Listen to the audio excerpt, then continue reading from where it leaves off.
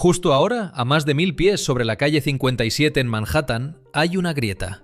No es un rasguño, ni la típica fractura cosmética, que cualquier edificio de concreto presenta al asentarse en su primera década. Según una demanda en la Corte Suprema de Nueva York, existe una grieta de 10 pulgadas de profundidad en el núcleo de concreto del edificio residencial más alto del hemisferio occidental. 10 pulgadas dentro de la columna vertebral del condominio más caro jamás construido en Nueva York. Un edificio que costó más de 3.000 millones de dólares. Una estructura promocionada como el gran edificio del siglo XXI. Allí, un solo penthouse se vendió por casi 88 millones de dólares. Y según los propios residentes que viven ahí, esa megaestructura está colapsando desde adentro hacia afuera. Esta es la increíble historia del 432 de Park Avenue. Un relato sobre física, dinero y ambición, y las decisiones extremas que toma un desarrollador cuando quiere imponer un diseño caprichoso mientras los ingenieros le advierten que es un peligro total. Aquí hay un arquitecto fallecido, un desarrollador en la ruina, un multimillonario saudí que jamás ha pasado una sola noche en el penthouse que compró, y una junta de vecinos que ahora acusa formalmente a los constructores de lo que sus abogados definen como un fraude deliberado y masivo. Es una larga crónica y se la voy a contar al detalle, porque el resumen que anda por ahí no le hace justicia a cómo ocurrió esto ni a cuántas alertas ignoraron por completo en el camino. Empecemos con la ambición desmedida, porque es imposible comprender este fracaso sin ver primero lo que intentaban lograr. En el año 2011, un desarrollador inmobiliario neoyorquino llamado Harry McLough se presentó en una gran conferencia global para anunciar que iba a construir un monumento histórico. McLough es una verdadera leyenda del desarrollo en Nueva York, un operador de la vieja escuela que toma riesgos gigantescos y jamás se anda con rodeos. Sus palabras, según varios testigos, fueron muy claras. Esto sería el gran edificio del siglo XXI, justo como el Empire State. Lo fue para el siglo XX. Él no vendía departamentos, vendía un lugar en la historia. El terreno elegido era el antiguo Hotel Drake en Park Avenue, adquirido en 2006 por unos 413 millones de dólares. Para levantar su gran monumento, se asoció con una poderosa firma de inversiones de Los Ángeles llamada Theme Group, la cual había intervenido años antes para salvar la posición financiera de McLough allí. Y para el diseño, contrató a uno de los arquitectos más célebres, Rafael Viñoly, el creador uruguayo detrás del Foro Internacional de Tokio, además de muchas otras obras reconocidas mundialmente. La ingeniería estructural quedó en manos de WSP, pioneros de los rascacielos superaltos modernos. En teoría, era el mejor equipo que el dinero podía comprar. Curiosamente, el diseño que presentó Viñoly se inspiró en un bote de basura, específicamente una papelera de 1905 del diseñador Joseph Hoffman, que Viñoly solía tener en su escritorio. Una cuadrícula geométrica perfecta, limpia y repetitiva, convertida en una torre gigante. El edificio residencial más caro de todo el hemisferio se diseñó basándose en un basurero. No estoy exagerando ni un poco al decir esto. El registro público detalla con precisión cómo se diseñó este edificio. Y para mí este es uno de esos detalles que al principio parecen una pequeña ironía en la historia, pero que luego cobra un peso inmenso a medida que avanzamos. Su meta era construir una torre de 1.396 pies de altura, de 96 pisos, y con una base cuadrada perfecta de unos 93 pies por lado. Esto genera una proporción entre altura y ancho de aproximadamente 15:1. Quiero que piensen bien en esa cifra, porque de ahí nace todo lo que viene después. Los ingenieros clasifican un edificio como sensible al viento cuando su proporción de altura y ancho supera el 5:1. El rascacielos 432 Park Avenue se diseñó triplicando ese límite. Al terminar su estructura, era el edificio superalto más esbelto de todo el planeta. Imaginen un lápiz del número 2 parado sobre su goma. Y luego piensen en el viento soplando en la punta. Ese es el terrible problema de física que debían resolver los ingenieros. El peligro real con una torre tan delgada no es solo que el viento la empuje. Se trata de un fenómeno conocido como desprendimiento de vórtices. Cuando el viento fluye alrededor de una estructura tan alta y delgada, no se limita a golpear la fachada y detenerse ahí. Se enrolla y se desprende de los lados, formando remolinos giratorios constantes, primero de un lado y luego del otro. Los expertos llaman a este patrón una calle de vórtices. Y aquí viene la parte peligrosa. Si el ritmo de esos remolinos coincide con la frecuencia natural de oscilación de la torre, ambos efectos se potencian y la estructura empieza a tambalearse de lado a lado, de forma perpendicular al viento, en un ciclo de retroalimentación mucho más violento de lo que sugeriría la velocidad del viento. Entre más alto y delgado sea el edificio, peor se vuelve este problema. En oficinas se tolera cierto balanceo porque la gente se va a casa a las 6. Pero en un edificio residencial donde la gente intenta dormir, donde quieren llenar una tina o cerrar las puertas sin problemas, el balanceo es un asunto gravísimo. Por eso, Vinoli y WSP diseñaron una defensa de varias capas contra el viento. Y quiero explicárselas a detalle, porque el nivel de esta ingeniería es justamente lo que hace que los fallos posteriores resulten tan impactantes. Primero abrieron 5 pisos mecánicos vacíos a lo largo de la torre, cada uno de 2 niveles de altura, distribuidos cada 12 pisos.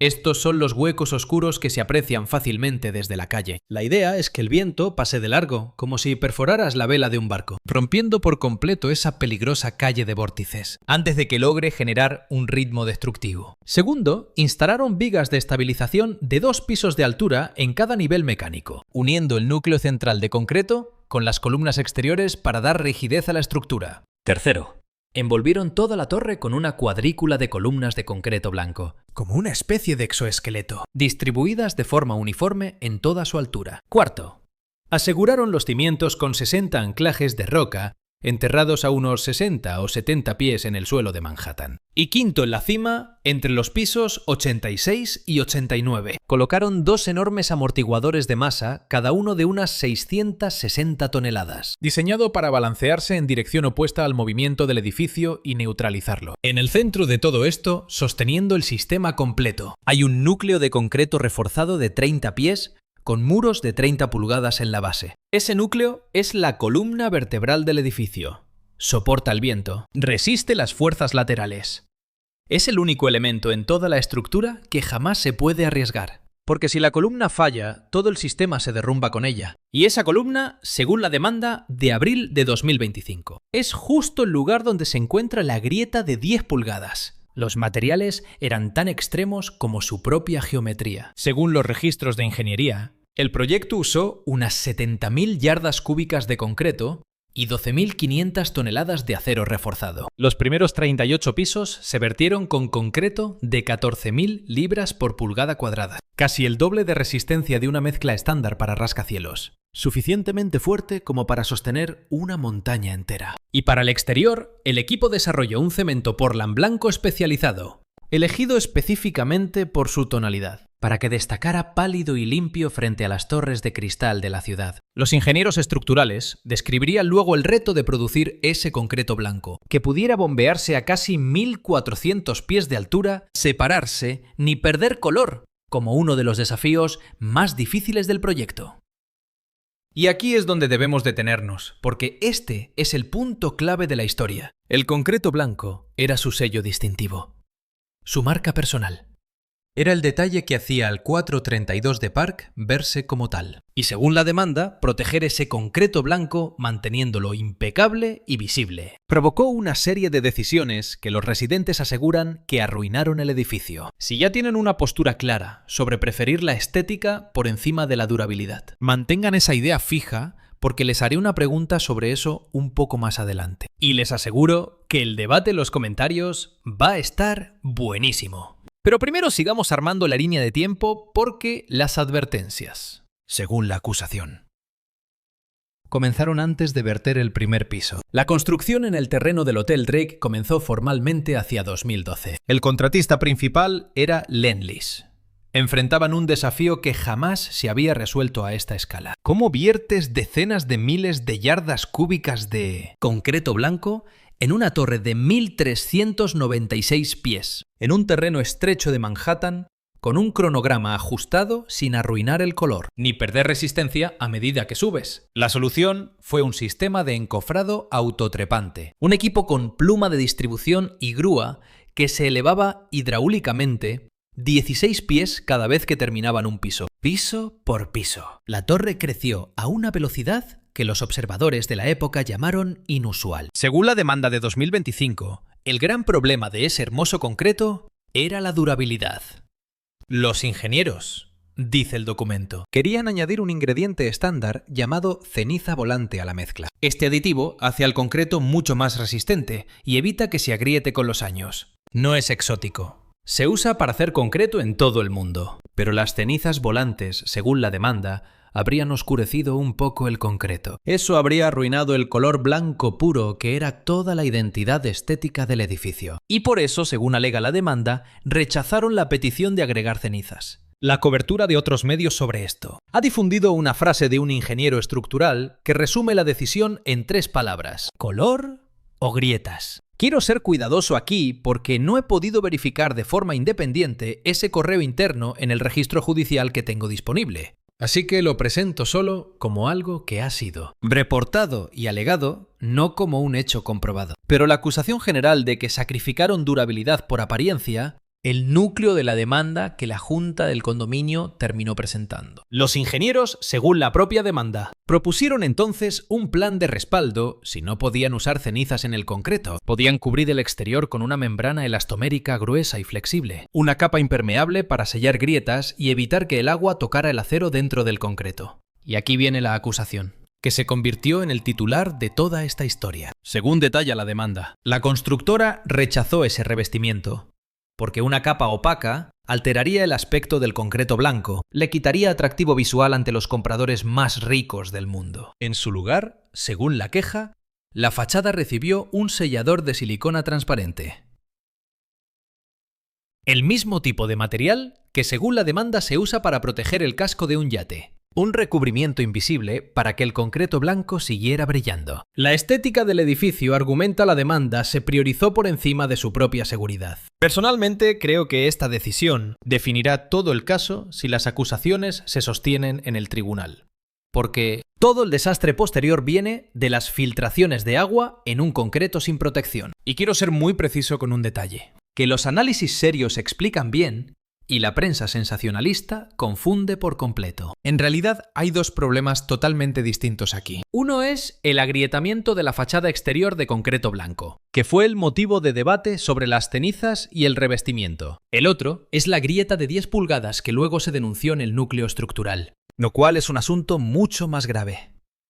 Ambas son acusaciones reales en el caso, pero solo las grietas de la fachada recibieron advertencias previas a la construcción según la demanda. No voy a mezclar ambos problemas, como hacen otros resúmenes, porque la diferencia es clave aquí. La torre alcanzó su altura máxima en octubre de 2014. Fue declarada lista en diciembre de 2015. Los primeros residentes comenzaron a mudarse casi de inmediato. Y casi al instante, según los propios vecinos, el edificio empezó a contar una historia muy distinta a la publicidad. Y esa publicidad, debo admitir, fue algo extraordinario. Macklowe gastó $1 millón para encargar un vídeo de 4 minutos, realizado por una productora galardonada con un premio Emmy. El gran protagonista de la película era Philippe Petit, el equilibrista famoso por cruzar las Torres Gemelas sobre un cable en 1974, ahora representado cruzando una cuerda virtual desde el Empire State hasta el 432 de Park Avenue. Una antorcha simbólica pasando del gran coloso del siglo XX al gigante del siglo XXI. Era algo abstracto, puro arte. Y financieramente hablando, funcionó a la perfección. Para 2014, antes de terminar la obra, vendieron la mitad de los departamentos por $1.000 millones. En 2015, el 90% del edificio estaba vendido. El departamento más barato de toda la torre superaba el $1 millón.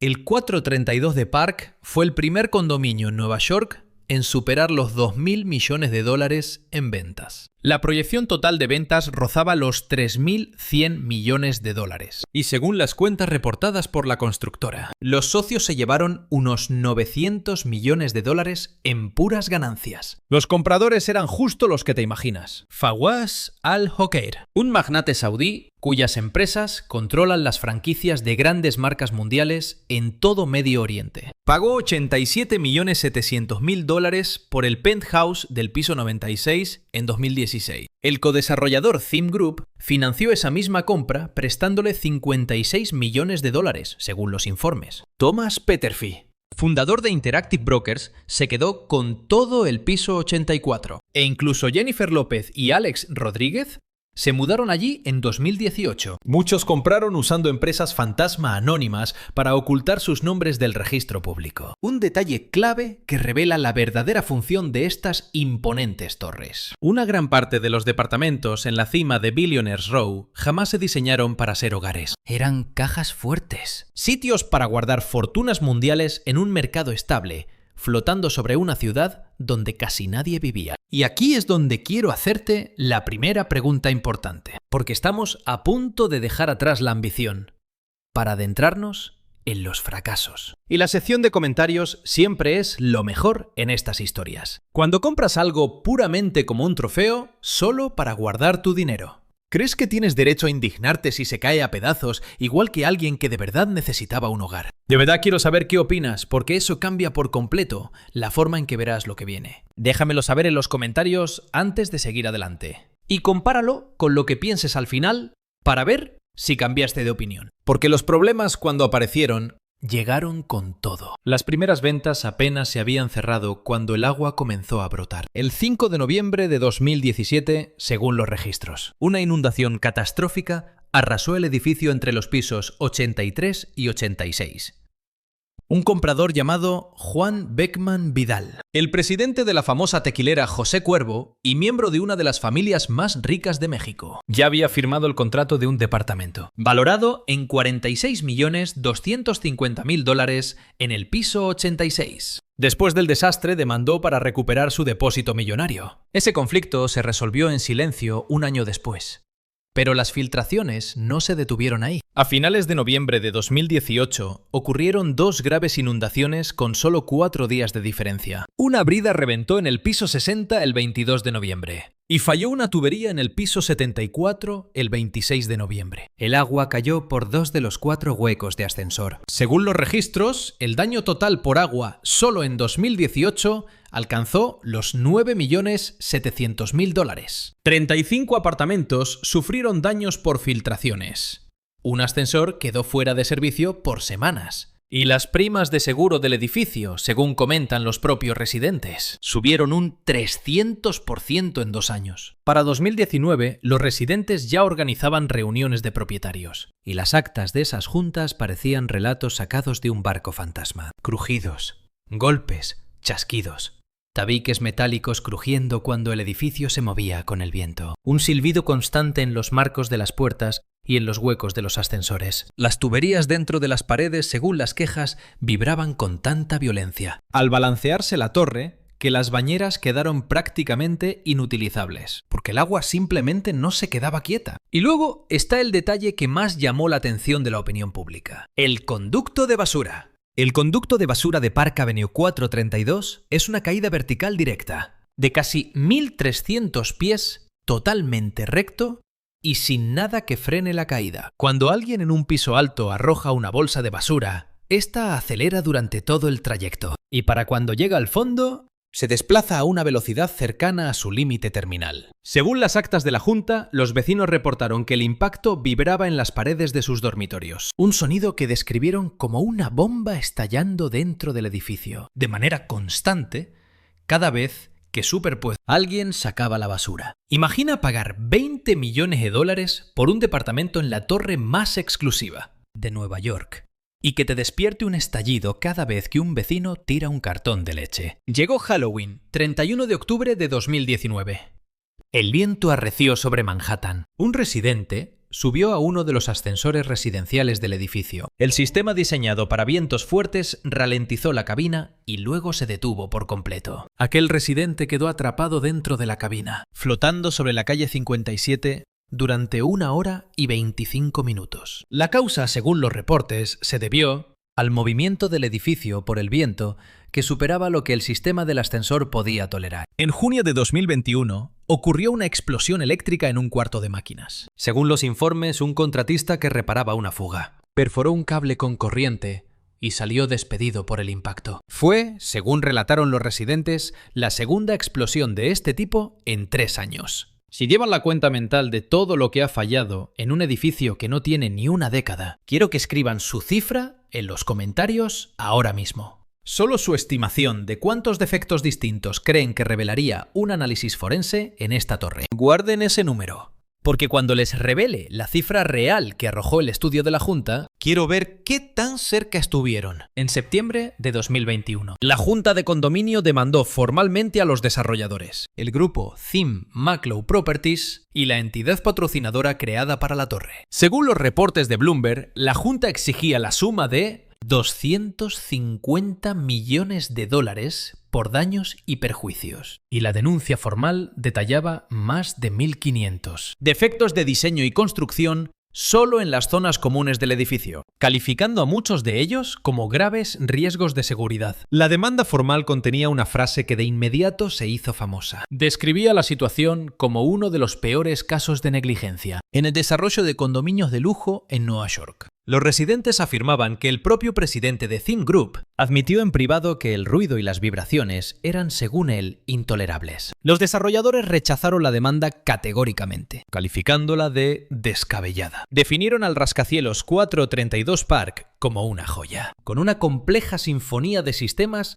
que solo requería ajustes de rutina para los residentes. Aseguraron que intentaron solucionar los fallos, pero la Junta les prohibió el ingreso para hacer el trabajo. Y para colmo, argumentaron que la acción legal ni siquiera contaba con el respaldo de todos los propietarios. El mismo Maklow comparó la demanda con un escorpión que se muerde la espalda, ya que difundir los problemas del edificio destruía por completo el valor de los departamentos que los mismos residentes intentaban proteger. Ese primer litigio no se resolvió con facilidad. Se estancó en los tribunales durante largos años. Para el año 2024, según informes, el caso ya acumulaba más de 4 millones de páginas de documentos y decenas de extensas jornadas de testimonios. La batalla legal se convirtió en un cruce constante de acusaciones entre el constructor Lendlease, la firma de ingeniería, el arquitecto y varios subcontratistas culpándose unos a otros. Todo esto mientras la responsabilidad de los promotores quedaba protegida por corporaciones, que se crearon específicamente para blindarse ante estas crisis. Y mientras el juicio se prolongaba, la fortuna personal del desarrollador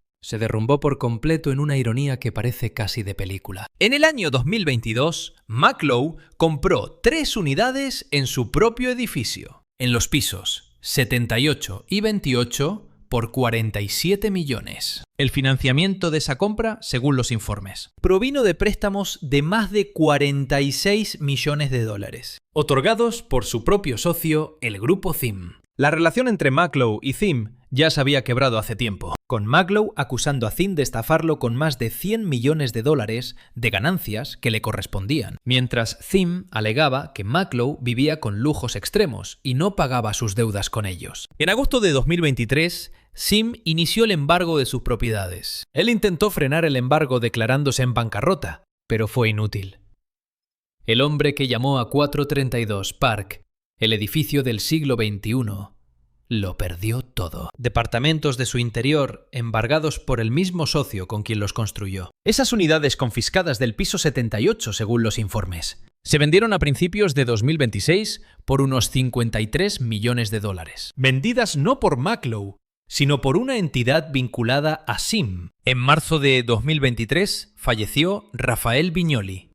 Tenía 78 años. Murió antes de que se presentara la segunda demanda mucho más grave. Lo que significa que el arquitecto nunca tuvo que responder ante un tribunal por todo lo que se descubrió después. Vale la pena señalar, porque es lo justo, que los defensores de Viñoly afirman que las peores decisiones del caso fueron del desarrollador, no del arquitecto. y que la tensión entre Viñoly y Maklow por el diseño ya estaba muy documentada cuando el arquitecto vivía. Además, Viñoly ya conocía de sobra lo que causan los diseños tan atrevidos. Su famosa torre walkie-talkie en Londres, con su fachada cóncava, concentraba tanto sol que dañaba autos en la calle de abajo y canalizaba ráfagas de viento capaces de derribar a los peatones. Él mismo admitió públicamente que cometieron errores graves en ese proyecto. Para sus críticos, el patrón era el mismo. Se elige un diseño atrevido, la física protesta, y al final los usuarios del edificio pagan las consecuencias. Luego, en abril de 2025, la Junta presentó su segunda demanda. Y créanme, esta era gigante y con acusaciones mucho más pesadas. El documento de 2025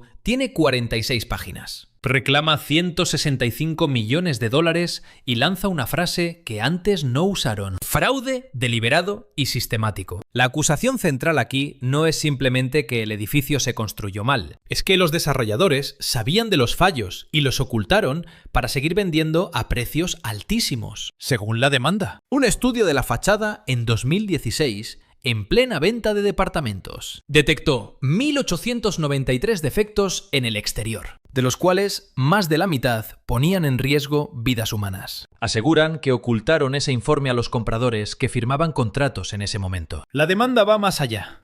Según informes de CNN sobre el caso, se acusa a la firma de arquitectura SLCE de hacer declaraciones falsas en el plan de oferta del edificio, el documento legal que los compradores revisan antes de firmar. La demanda cita un cambio muy específico en la redacción de ese documento. El texto que garantizaba que el concreto evitaría filtraciones se cambió por uno que decía diseñado para evitarlas. De evitará pasó a diseñado para. En términos legales, argumentan que esa es la diferencia entre una garantía y una simple esperanza. Y supuestamente hicieron el cambio porque los desarrolladores ya sabían que la fachada jamás cumpliría esa promesa. También se alega que el contratista y la firma de ingeniería enviaron una carta al Departamento de Edificios de Nueva York falseando la realidad del proyecto, gravedad y tipo de las grietas, omitiendo, supuestamente, los hallazgos más graves de su estudio interno,